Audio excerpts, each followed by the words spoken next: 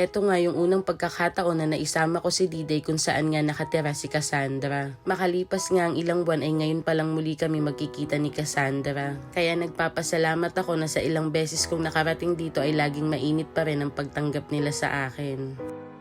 Matagal-tagal nga din kaming hindi nagkita ni Cassandra at kung hindi ko pa nga siya pupuntahan ay wala naman akong magiging balita sa kanya. Kaya sabi ko kay Diday bago nga kami pumunta doon ay ipamili muna namin si Cassandra para nga sa kanya at sa pamilya niya. Alam kong karamihan dito sa inyo ang magtatanong at magtataka kung sino nga si Cassandra at kung ano ang kwento ng buhay niya. Nakaraang taon kasi ay pumunta kami sa isang barangay para maghanap ng mga bagong matutulungan. At sa paghahanap nga namin ay nakarating kami sa isang barangay na kung saan nga ay doon nakatira si Cassandra. Hindi ko na masyadong matandaan kung kamag-anak ba yun ni Cassandra or kapitbahay lang nila. Lumapit nga siya sa akin dahil sabi niya baka pwede ko daw tulungan yung batang payat na may sakit na meron nga daw sugat at mga butas sa dibdib at sa leeg. At yung tinutukoy niya nga na batang payat na may butas sa leeg at sa dibdib ay si Cassandra nga yun. Sa una nga ay hindi ako makapaniwala sa sinasabi nilang butas. Pero nung nakaharap ko na si Cassandra, dun ko nga nakita na meron nga siyang butas sa leeg at meron nga siyang butas sa dibdib.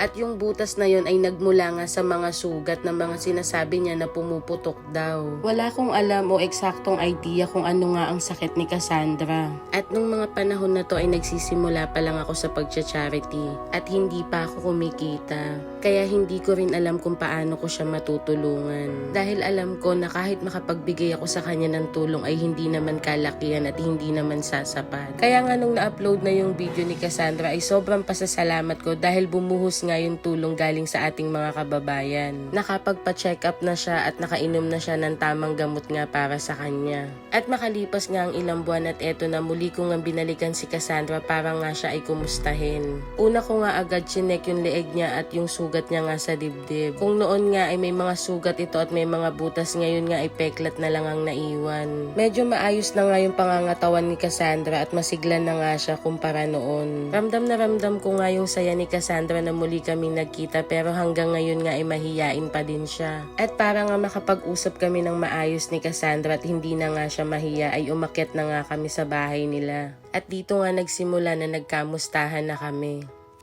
Kumusta ka na? Okay din po. At dito nga ay naitanong ko kay Cassandra kung bumalik na nga ba siya sa pag-aaral. Hindi ka pa rin nag-aaral?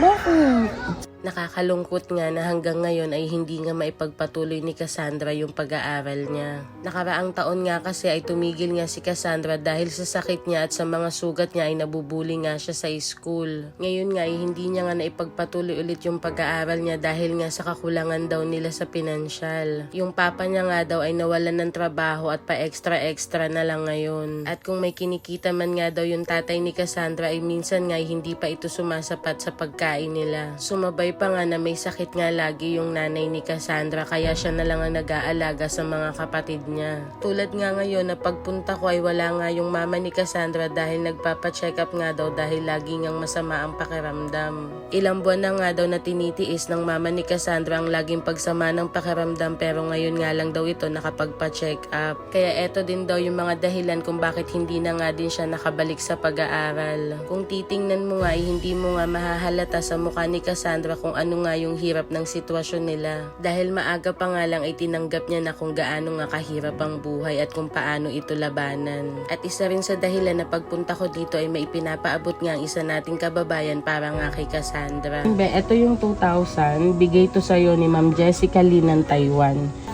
Thank you po. Maraming salamat po, Ma'am Jessica.